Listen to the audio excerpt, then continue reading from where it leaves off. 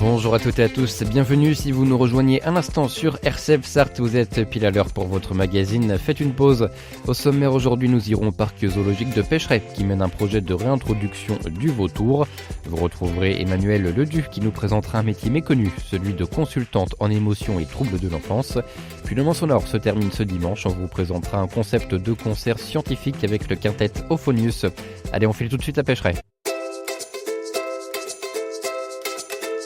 Bonjour Laura da Silva. Bonjour. Vous êtes responsable du parc zoologique de Pêcheret au Breil-sur-Mérise et vous êtes avec nous pour nous parler bien du vautour et de sa réintroduction dans la nature avec un projet porté par le parc de Pêcheret. Pour commencer, alors ce projet, il est né d'une naissance justement il y a un peu moins d'un an désormais du côté de Pêcheret. Oui, c'est ça. On a un petit vautour du coup qui est né au mois de mai 2023, donc il a moins d'un an.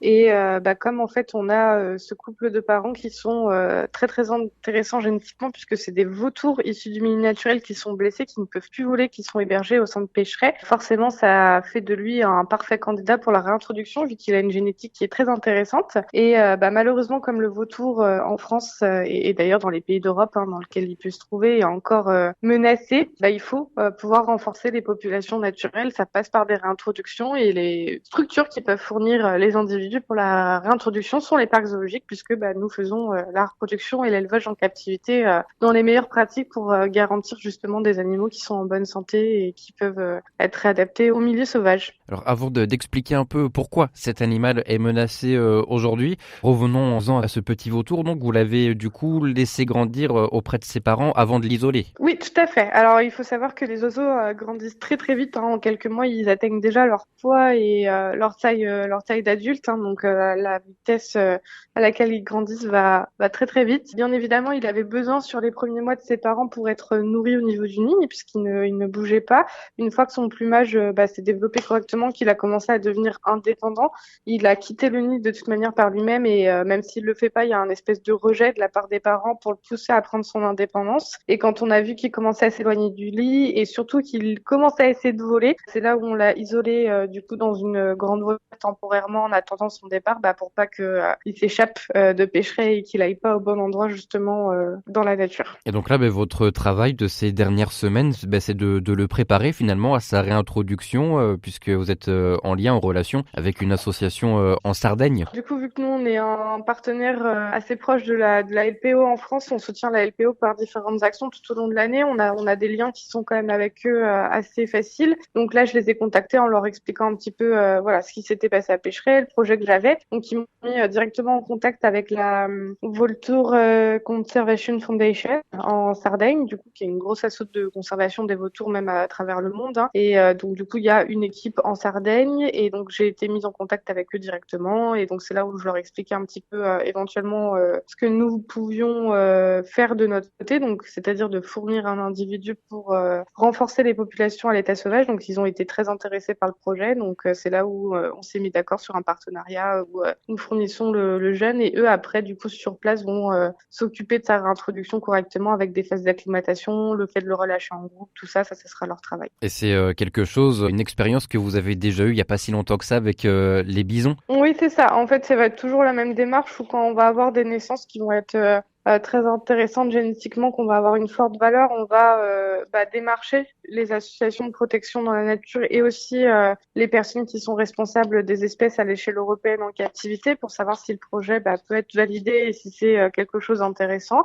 Et puis si ça passe toutes les étapes de validation, que ça soit au niveau génétique, administratif, sanitaire, parce qu'il faut savoir qu'on a on a beaucoup d'étapes à valider. C'est pas seulement on prend l'oiseau, on s'en va avec. Il y a vraiment tout un travail en amont qui est fait de mon côté, puisque c'est moi qui vais m'occuper de vérifier que l'oiseau est en bonne santé et de mobiliser justement un temps veto pour ça, de s'assurer que génétiquement il est bien, donc d'aller faire des prélèvements de plumes, de les envoyer en labo, tout ça. Et puis une fois que toutes ces étapes sont validées, l'oiseau est tout simplement prêt à partir, comme ça a été le cas en effet pour les bisons. Donc vu que j'ai un petit peu la marche à suivre et que je sais en effet le temps que ça peut prendre, les démarches qui sont demandées, là j'ai pu bien anticiper, mais prendre en avance avant même qu'il soit capable de voler pour qu'on puisse arriver sur la bonne période pour qu'il soit réintroduit dès 2023. 2024. Oui, parce que là, du coup, ça devrait se faire prochainement, d'ici la fin du mois.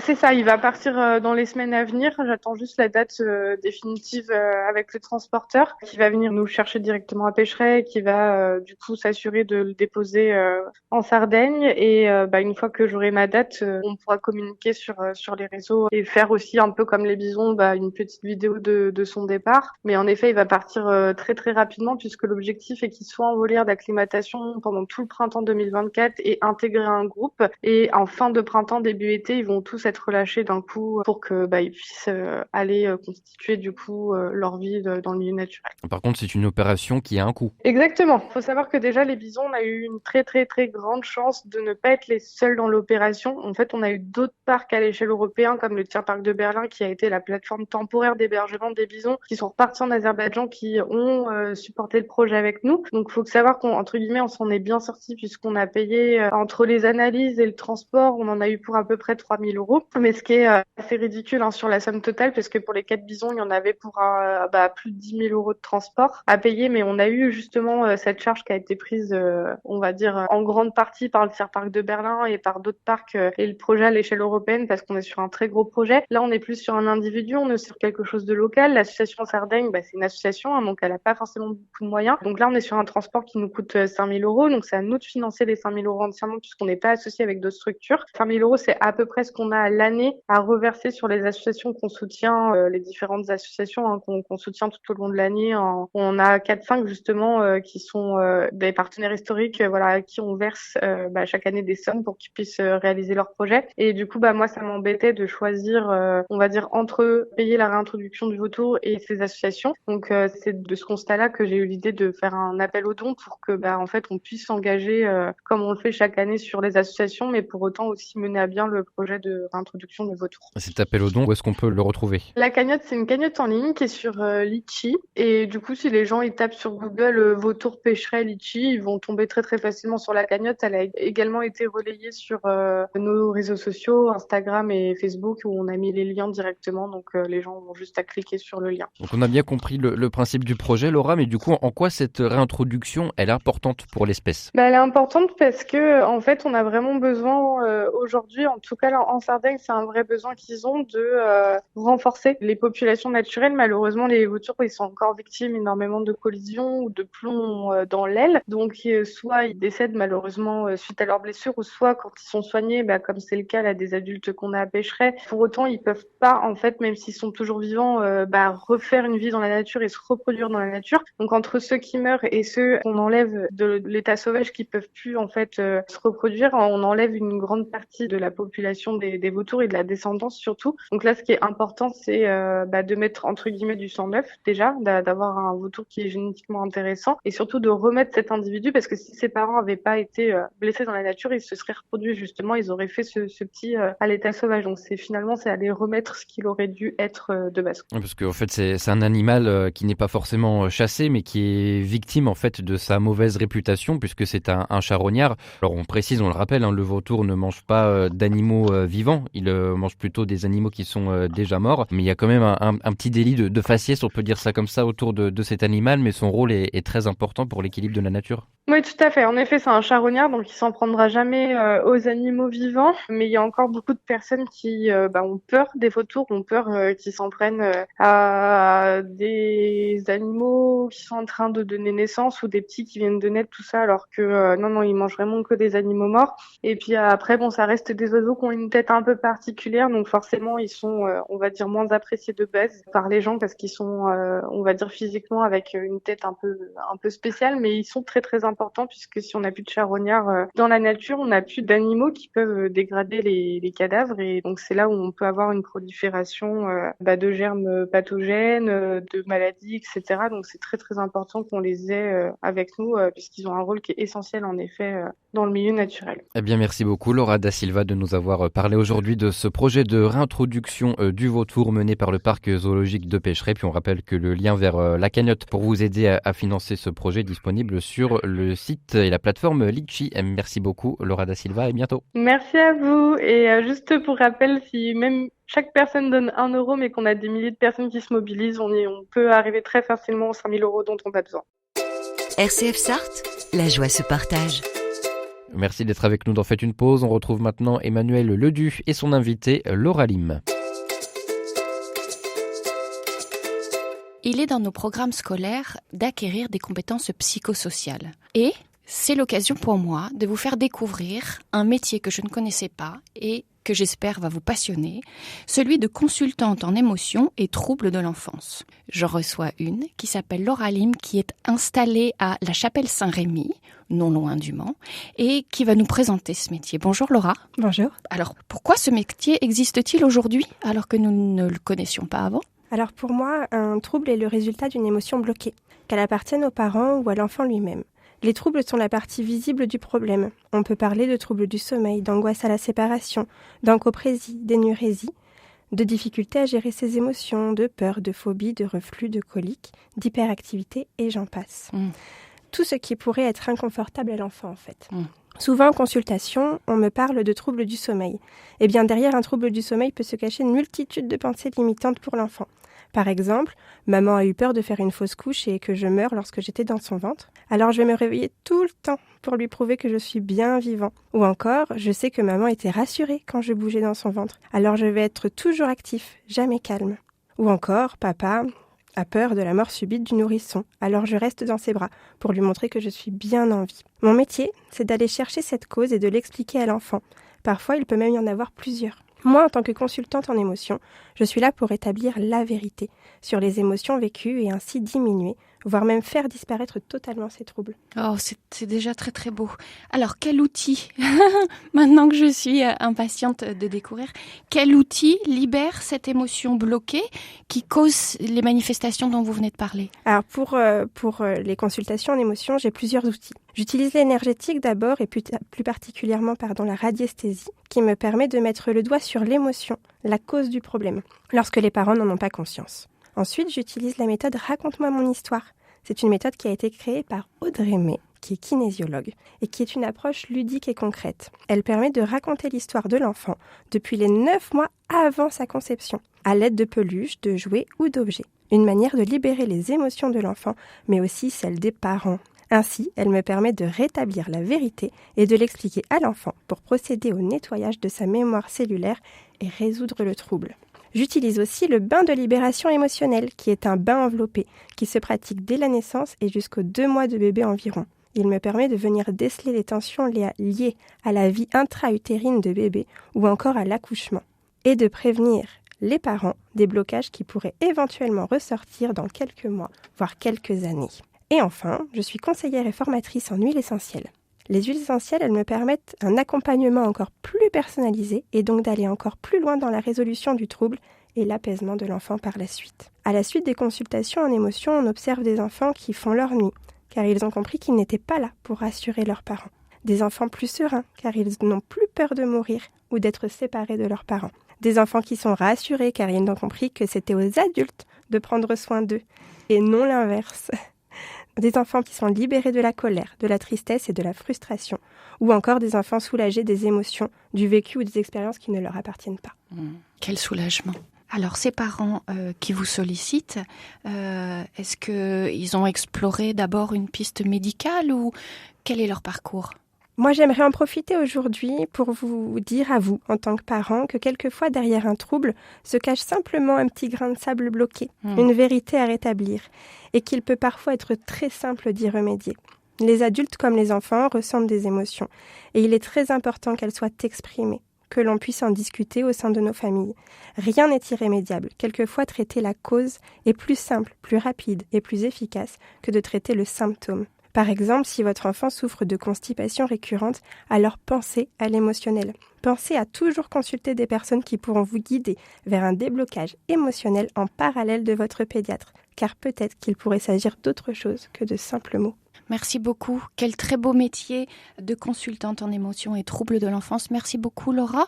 Toutes vos informations sont disponibles sur le site internet notre-petite-bulle.com et je rappelle que vous êtes à la Chapelle Saint-Rémy. À bientôt, au revoir. Merci.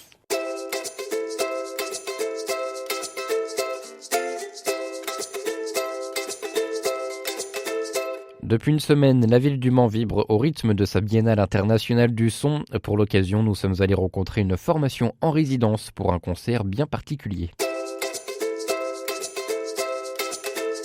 Bonjour Bruno Gazangel. Bonjour. Alors vous êtes membre du quintet Euphonius qui propose une création dans le cadre de Le Mans Sonore. Vous venez d'ailleurs de vous produire sur la scène de la salle des concerts, c'était dimanche dernier. 2 représentations qui ont suivi toute une semaine en fait de résidence au sein de cette salle. Alors avant de parler de ce projet de la création, un rappel du quintet Euphonius et de ce que vous faites. Eh bien le quintet Euphonius, c'est 5 musiciens, c'est-à-dire 2 enseignants-chercheurs en acoustique et 3 musiciens professionnels. C'est un quintet qui a été créé en 1999, au siècle dernier pourrait-on dire, dont la musique est essentiellement le jazz, la musique actuelle. Et puis vous êtes aussi un peu spécialisé dans ce qu'on peut appeler des concerts scientifiques en fait. Eh ben ouais, complètement, parce que en fait à partir de 2009, à l'issue d'un concert à l'université dans le cadre d'une journée de présentation de l'acoustique, a germé l'idée de fabriquer un concert scientifique, mélange de conférences scientifiques et de musique, et on a créé comme ça le premier concert scientifique qui est plutôt, je dirais, une conférence musicale en 2009 et qui porte sur les caractéristiques d'un son, l'intensité, la hauteur,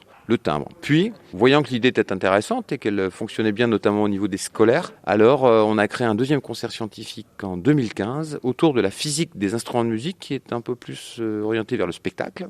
Bien voilà, on arrive aujourd'hui en 2024 et là, on vient de créer ce dernier concert scientifique autour de la perception sonore. Parlons-en de ce concert consacré à la perception sonore. Alors évidemment, pour Le Mans Sonore, la Biennale du son, ça prend tout son sens.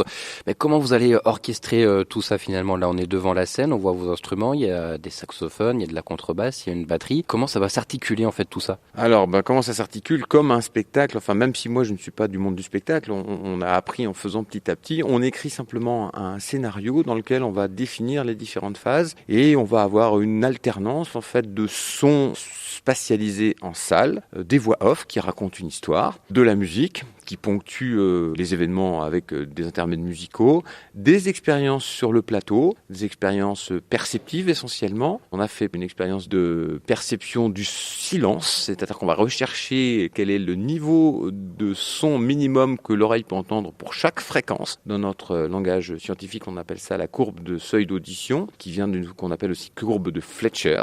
Et puis, on a aussi pas mal d'expériences avec des objets qui viennent sur scène et qui repartent, qui matérialise notamment une oreille géante. Alors, on voit une oreille qui fait une taille environ de 5 mètres par 2 mètres 30. Et l'idée, c'est de mettre tout ça en spectacle pour que ça raconte une histoire et que le spectateur, même s'il apprend des choses, et c'est un peu le but, ne s'ennuie pas et passe un très bon moment. Puis une immersion aussi un peu pour le spectateur. Alors, on n'est pas sous le dôme immersif de la place des Jacobins, mais il y a quand même toute une installation avec des enceintes qui sont placées tout autour de la salle des concerts. Ah ben complètement. Là, c'est bien la nouveauté de ce spectacle, c'est qu'ici, on a on a une vingtaine ou 25 enceintes, c'est-à-dire qu'on a environ 14 enceintes en front de scène, une douzaine ou une quinzaine d'enceintes sur les côtés à l'arrière. Et grâce à un processeur en temps réel qui s'appelle la Fletcher Machine, qui est fourni par notre partenaire canadien Adamson et l'entreprise française qui l'a développé B-Spline, alors on va pouvoir, dans un algorithme, placer des sources sonores virtuelles, des sons électroacoustiques ou des sources sonores réelles, un instrument de musique, dans un espace. Alors cette fois-ci, on est dans un espace à 2 dimensions, puisqu'on n'a pas la possibilité d'accrocher des haut-parleurs au-dessus du public, mais cela permet à l'auditeur de ressentir en fait un espace sonore tout autour de lui, contrairement à un système de sonorisation, je dirais, classique depuis les années 80, où l'espace sonore était frontal. Donc là, on passe d'un aspect frontal à un aspect immersif, pour nous, dans un espace 2D, effectivement dans un dôme. Alors là, on passe en 3D, mais il faut plus de moyens encore. L'idée, c'est aussi d'utiliser des sons enregistrés qui vont suggérer des ambiances, même si elles sont inconscientes. Par exemple, vous imaginez un son de pluie, un son d'orage, ces sons, quand ils sont spatialisés, vous avez complètement l'impression d'être dans la réalité. On a un extrait où on fait une petite allusion à Brest, puisqu'on a collaboré sur ce projet avec l'université de Brest. On a le son de la mer, on a le son des goélands. Et là, on utilise vraiment le système spatialisé pour que les personnes aient l'impression d'être au bord de la mer, avec des goélands au-dessus de leur tête, et en même temps avec un orchestre qui joue devant eux, comme s'ils étaient en train d'écouter un concert en étant sur la plage, le dos à la mer. Eh bien, merci beaucoup Bruno Gazangel de nous avoir présenté ce projet, ce spectacle qui a donc été joué pour la première fois dimanche dernier dans le cadre de Le Mans Sonore, et bonne suite à vous pour la continuation de ce projet. Merci beaucoup à vous. Faites une pause, c'est terminé pour aujourd'hui. Merci de nous avoir suivis. Je vous donne rendez-vous la semaine prochaine sur RCF Sarthe.